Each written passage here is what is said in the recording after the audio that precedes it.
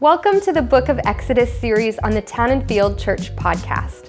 In this 40-day series, one of us at Town and Field will be taking a quick look at one of the chapters of Exodus and sharing some ideas around the text. To learn more about this reading plan and podcast, visit townandfield.ca/reading plans.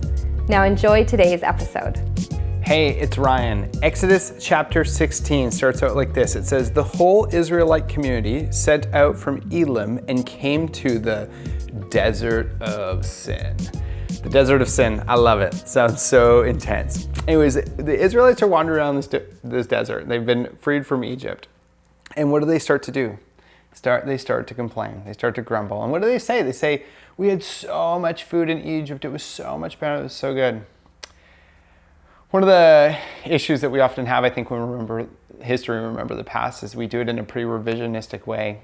Sometimes that is that we remember the past, especially the part we played, as so much better than it was. You know, it was so good. And I've been thinking about this through COVID with the North American church. We just are like, if we could just get back to normal, things were so good. And, you know, I don't know if things were really as good as we remember. We had a pretty lukewarm faith going kind of across the board as the North American church. We're in decline. And they remember it better than it was. Sometimes we remember things as worse than they were too. And in a lot of ways, we're just not good at looking back to the past. And I think God would call us to look at the present moment we have and ask ourselves, how can we serve Him and how can we best practice gratefulness and thankfulness to who He is in the moments that He's given us. Despite their grumbling and complaining, God is compassionate and merciful, and He gives them food. He gives them these birds that come down that they can eat, these quail, and He starts raining down this mysterious, snow-like food called manna, which means "what is it?" And they're calling it, the food is literally called "what is it?" It's literally like the earth forgot to use Head and Shoulders and has this dandruff issue, and they're going and picking it out and eating it. He's supplying them, and they continue to complain, and you will see this throughout Exodus. They complain, they're not good at trusting God. But He continues to provide for them. And it's so interesting in this passage because He gives them every day just what they need. He skips the Sabbath and gives them just enough for the 2 days there. But every day He is giving them their daily bread. This reminds me of how Jesus teaches us to pray in Matthew chapter 6. He says, "God, give us today our daily bread." He doesn't say, "Hey God, give us today all the traveling mercies and protection and safety and health that we want. Give us all the riches that we want. Give us all the things that we want. Make life the way I want it to be." He says, meet our needs. That would be really great. In this passage we see that, and the people struggle with their contentment, but God is giving them their daily bread. I believe that God calls us to contentment, to trust Him, to be grateful for what we have, and to recognize that life is a gift. None of these Israelites had done any work to be born. God decided to give them life. None of them had done any work to stay alive or to be freed from Egypt. God just gave that to them. None of them did any work to deserve food. God created it and He gives it to them. I think about during COVID, I think it's been really easy for us to take a posture of complaining.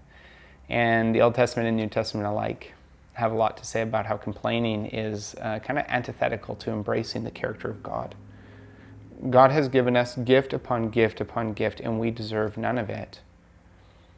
And oftentimes, rather than being grateful, and I'm speaking to myself here, rather than being grateful, we just complain. Sure, there are a lot of drawbacks to this COVID season and negatives and losses and things we could focus on. There are ways that many of us are challenged, and some of us have experienced great loss. But through this season, through this particular season, what is it that we can be learning? What are the ways that we're growing? What are the blessings and the great things that we're experiencing? We live in one of the safest, most comfortable parts of the world in the safest, most comfortable time in human history. Certainly there's so much for us to be grateful for. But beyond all of that, the greatest thing that we can hold on to, even if all the things on earth are taken away from us, is that we have a God who delivers us from sin, who offers us forgiveness and grace and compassion, who meets our spiritual needs, who takes care of us, who loves us, and who offers us eternal hope. Within properly recognizing that, in the same way that He brought the Israelites out of Egypt, He brings us out of that. Within properly recognizing that, it seems that there would be little space for us to turn to complaining, because our words should always be full of gratitude and thankfulness for what we have and what we've been given, even though we deserve nothing. So today, as you go, as you're tempted to complain, whether it's about COVID or a person or job or whatever, Rather, turn your thoughts toward the affection, the grace, and the goodness of God, and remember all that He's done for you.